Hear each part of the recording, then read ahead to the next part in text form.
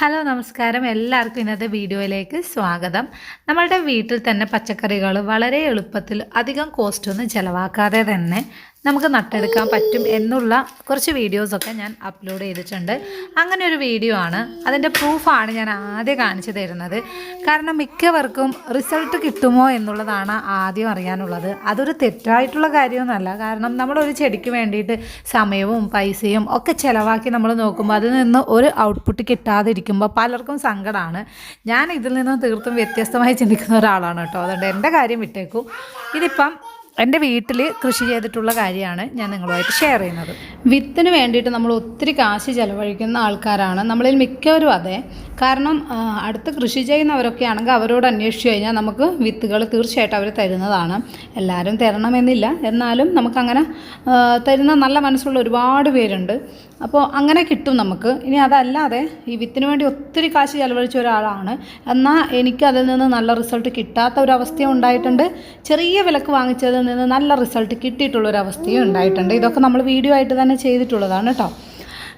ഇതിപ്പോൾ എങ്ങനെയാണെന്ന് വിചാരിച്ചാൽ, നമുക്ക് കടയിൽ നിന്ന് വാങ്ങുന്ന പച്ചമുളകുണ്ടല്ലോ, അതിൻ്റെ അകത്തുനിന്ന് നന്നായിട്ട് മൂത്തിരിക്കുന്ന മുളക് അല്ലെങ്കിൽ ചെറിയ ചുവപ്പ് നിറം വന്നിട്ടുള്ള മുളകിനെ നമ്മളൊന്ന് അടുപ്പിൻ്റെ തണയിലൊക്കെ ഇട്ടിട്ട് ഒന്ന് ഡ്രൈ ആക്കി എടുത്തതിന് ശേഷം നട്ട് കഴിഞ്ഞാൽ ഇതാ അങ്ങനെ കിട്ടിയതാണ് ഈ ഒരു ഉണ്ടമുളക് എന്ന് പറയുന്നത്.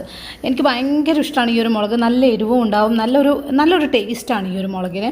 അപ്പോൾ മുൻപൊക്കെ നമ്മൾ ഈ ഒരു മുളകിനെ മുളപ്പിച്ചെടുക്കാൻ ശ്രമിച്ചിട്ടുണ്ടെങ്കിൽ നമുക്ക് നല്ല ഒരു വിളവ് ഇത് ഇത്രയും നല്ലൊരു രീതിയിൽ ഒരു ചെടിക്ക് താങ്ങാവുന്നതിലും കൂടുതൽ എന്ന് പറഞ്ഞ പോലത്തെ ഒരു രീതിയിൽ നമുക്ക് ഇതുവരേക്കും ഔട്ട്പുട്ട് കിട്ടിയിരുന്നില്ല. ഔട്ട്പുട്ടൊക്കെ ഉണ്ടായിരുന്നു, പക്ഷേ ഈ ഒരു രീതിയിൽ ഇത് ആദ്യമായിട്ടാണ് കേട്ടോ. പിന്നെ എടുത്തിട്ടുള്ളത് നമ്മൾ മുളക് പൊടി ആക്കാൻ വേണ്ടിയിട്ട് നമ്മളൊക്കെ സാധാരണയായിട്ട് കാശ്മീരി ചില്ലിയും അതുപോലെ സാധാരണ മുളകും നമ്മൾ ഉണക്കമുളക് വാങ്ങിക്കൊണ്ടുവന്ന് വീട്ടിൽ വെച്ചിട്ട് കഴുകി വൃത്തിയാക്കിയിട്ടാണല്ലോ നമ്മൾ ഉണക്കിയതിന് ശേഷം പൊടിക്കാൻ കൊടുക്കുന്നത്. ഇവിടെ അങ്ങനെ ഉണ്ടാവും. നമുക്ക് അതിൽ നിന്ന് ഒരുപാട് മണികൾ കിട്ടും. അത് നട്ടിട്ടാണ് ഇതാ ഈ ഒരു മുളക് ഉണ്ടായിട്ടുള്ളത്. ഇത് നമ്മൾ സാധാരണയായി ചെയ്യുന്ന കാര്യം തന്നെയാണ് കേട്ടോ. അപ്പം നമുക്ക് വിത്തിനങ്ങൾ വേണം എന്ന് വിചാരിച്ചാൽ വളരെ എളുപ്പമാണ്.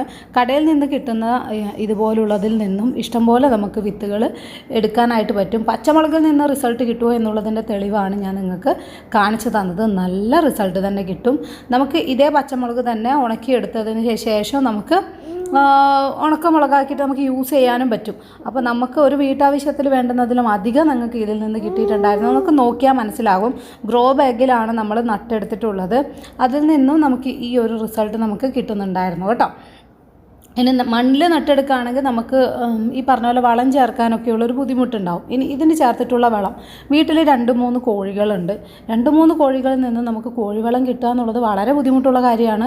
എന്നാലും നമ്മൾ അതിന് പച്ചിലകളൊക്കെ ഇട്ട് കൊടുക്കും. അത് കൊത്തിപ്പറിച്ചും അതുപോലെ ചവിട്ടി ഞതച്ചും ഒക്കെ താഴേക്ക് വീഴുന്നത് ഒരുപാട് നാളായിട്ട് കൂട്ടി വെച്ചിട്ടാണ് നമ്മൾ കോഴിവളം ഉണ്ടാക്കുന്നത്. നല്ല ചൂടാണ്. സോ ഇതിൻ്റെ ചൂട് പോകാനായിട്ട് നമ്മൾ തുറന്ന് വെച്ചിട്ട് ഇതിൻ്റെ ചൂടൊക്കെ കളഞ്ഞതിന് ശേഷം എടുക്കും. അതുപോലെ പച്ചമുളകിന് എരിവ് കൂടാൻ നമ്മൾ ചാരം ചേർത്ത് കൊടുക്കുന്ന ഒരു പരിപാടിയുണ്ട്, അതും കൊടുക്കാറുണ്ട്. പിന്നെ പ്രധാനമായിട്ട് നമ്മൾ കൊടുക്കാറുള്ളതെന്ന് വെച്ചാൽ പിണ്ണാക്കാണ്. കടലപ്പിണ്ണാക്ക് പുളിപ്പിച്ചിട്ടുള്ള വെള്ളം ഇതുപോലെ നമ്മൾ ആക്കി വയ്ക്കും. ഇത് ഒരു തവണ ആക്കി വെച്ചാൽ നമുക്ക് ഇത് ഒരുപാട് തവണയായിട്ട് നമുക്ക് യൂസ് ചെയ്യാം കേട്ടോ. ഇത്തിരി സ്മെല്ലുണ്ടാവും. അപ്പോൾ ഫ്ലാറ്റിലുള്ളവർക്കൊക്കെ ഇതൊരു ചെയ്യാൻ ബുദ്ധിമുട്ടാണ്. നാട്ടിൻ പുറത്തുള്ള എല്ലാവർക്കും കുറച്ച് സ്ഥലമൊക്കെ ഉണ്ടെങ്കിൽ നിങ്ങൾക്ക് തീർച്ചയായിട്ടും ചെയ്യാൻ പറ്റുന്ന ഒരു കാര്യമാണ്. നമ്മൾ കുറച്ച് വെള്ളം എടുക്കുന്നു, ഏകദേശം ഒരു 1/4 ബക്കറ്റോളം വെള്ളം എടുത്തിട്ടുണ്ടെങ്കിൽ ആ 1 ബക്കറ്റോളം പച്ചവെള്ളം കൊടുത്തിട്ട് നേർപ്പിച്ചതിന് ശേഷമാണ് നമ്മൾ എല്ലാ ചെടികൾക്കും ഒഴിച്ചു കൊടുക്കുന്നത്. നല്ല ഒരു റിസൾട്ട് ഉണ്ടാകുന്ന കാര്യമാണ്. ഇതിന് അങ്ങനെ ഭയങ്കര വിലയുണ്ടോ എന്ന് ചോദിച്ചാൽ ഒരു സാധാരണക്കാരനൊക്കെ അഫോർഡ് ചെയ്യാൻ പറ്റുന്നത് തന്നെയാണ്. കാരണം നമുക്ക് ഒരുപാടൊന്നും വേണ്ട, കുറച്ച് മതി. ഇനി ഇത് ബുദ്ധിമുട്ടാണെങ്കിൽ നമുക്ക് ഈ പറഞ്ഞ പോലെ അടുക്കള വേസ്റ്റ്, അതൊരു വലിയൊരു മാർഗ്ഗമാണെന്ന് വേണം പറയാം. അടുക്കള വേസ്റ്റിൽ നിന്ന് നമുക്ക് നല്ലൊരു രീതിയിൽ തന്നെ വളങ്ങൾ ഉണ്ടാക്കിയെടുക്കാം. നമുക്ക് 0 കോസ്റ്റിൽ തന്നെ കൃഷി ചെയ്യാനായിട്ടും പറ്റും. അടുക്കളയിൽ എന്തായാലും ഉള്ളിത്തൊലിയും അതുപോലെ തന്നെ പഴത്തിൻ്റെ തൊലി, ഓറഞ്ചിൻ്റെ തൊലി, ഇങ്ങനെ ഒരുപാട് സംഭവങ്ങൾ ഉണ്ടാവുമല്ലോ. ഇത് ഉണക്കിയെടുത്ത് പൊടിച്ചിട്ട് നമുക്ക് ഇട്ട് കൊടുക്കാം. അല്ല എങ്കിൽ ഇതൊന്ന് ഉണങ്ങിയതിന് ശേഷം ഒന്ന് കൈവച്ച് ഞെരടിയതിന് ശേഷം ഇതിൻ്റെ ചൂടെ ഇട്ട് കൊടുക്കാവുന്നതാണ്. പിന്നെ പച്ചിലകൾ നമുക്ക് കായ്ക്കാവുന്ന സമയത്ത് നൈട്രജൻ കിട്ടാനായിട്ട് പച്ചിലകൾ നമുക്ക് ചേർത്ത് കൊടുക്കാം. പക്ഷെ ഒരിക്കലും ചെടികളുടെ ചുവടെ കൊണ്ടുപോയിട്ട് അത് ഇടാനായിട്ട് പാടില്ല. കുറച്ച് ഡിസ്റ്റൻസ് ഇട്ടിട്ട് വേണം നമ്മളത് ഇട്ട് കൊടുക്കാൻ. ഇട്ട് കൊടുക്കാനായിട്ട് ഈ കാര്യങ്ങൾ ശ്രദ്ധിക്കുക. ഒരുപാട് വളങ്ങളുടെ ഒരു എന്താ പറയുക കാര്യങ്ങളൊന്നും നമുക്ക് വേണ്ട. അത്യാവശ്യത്തിന് സൂര്യപ്രകാശവും ആവശ്യത്തിന് വളവും കിട്ടിക്കഴിഞ്ഞാൽ തീർച്ചയായിട്ടും നമുക്ക് നല്ല റിസൾട്ട് തന്നെ കിട്ടും. നല്ല ചെടി, അതായത് നല്ല കരുത്തുള്ള ചെടികൾ നോക്കിയിട്ട് വേണം നമ്മൾ പ്ലാൻ ചെയ്യാനായിട്ട്. അതും ആരും നമ്മളൊന്ന് ശ്രദ്ധിക്കേണ്ടതാണ്. ഇപ്പം ഈ ഒരു റിസൾട്ട് നിങ്ങൾക്ക് ഇത്തിരി കോൺഫിഡൻസ് കിട്ടാൻ വേണ്ടിയിട്ട് തന്നെയാണ് ഞാൻ ഇത് ഷെയർ ചെയ്തിട്ടുള്ളത്. ഇനി എൻ്റെ കാര്യം പറയുകയാണെങ്കിൽ എനിക്ക് ചെടികളിൽ എല്ലാത്തിലും പൂത്ത് അല്ലെങ്കിൽ കായ്ച്ചിരുന്നാൽ മാത്രമേ എനിക്ക് ആ ചെടികളെ സ്നേഹിക്കാൻ പറ്റുമെന്നില്ല കേട്ടോ. അതാണ് ഞാൻ പറഞ്ഞത്, ഞാൻ തീർത്തും വ്യത്യസ്തമായി ചിന്തിക്കുന്ന ഒരാളാണെന്ന്. എന്നെപ്പോലെ ചിന്തിക്കുന്ന ചിലരെങ്കിലും ഉണ്ടാവും.